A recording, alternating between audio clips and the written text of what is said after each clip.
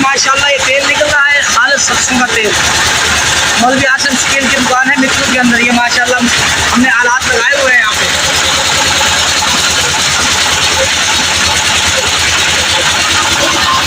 अस्सलाम वालेकुम फ्रेंड, मोहम्मद शहजाद बात कर रहा हूँ शहजाद विलेज स्टार में। तमाम दोस्तों को खुशामदीद कहता हूँ।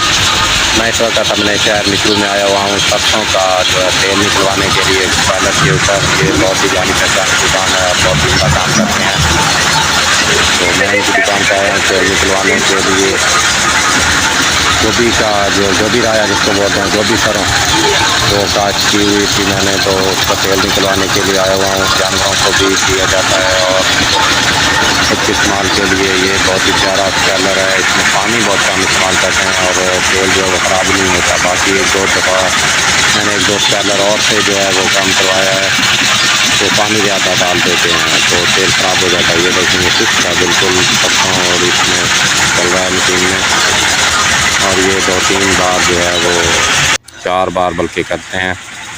ये देखें ये इसका फाइनल है, खल तैयार हो गई है, तेल निकल आया है और ये अब खल बन रही है। सरसों की खल जानवरों को डालने के लिए बहुत ही फ़ायदेमंद है। बिनौला खल जो है उसके मुकाबले में इसकी ताकत होती है। देखें जी ये तकरीबन आधा हो गया है घी वाला कनस्तर और यह बिल्कुल खाली हो गया। ये देखें ऊपर आया ख़त्म हो गया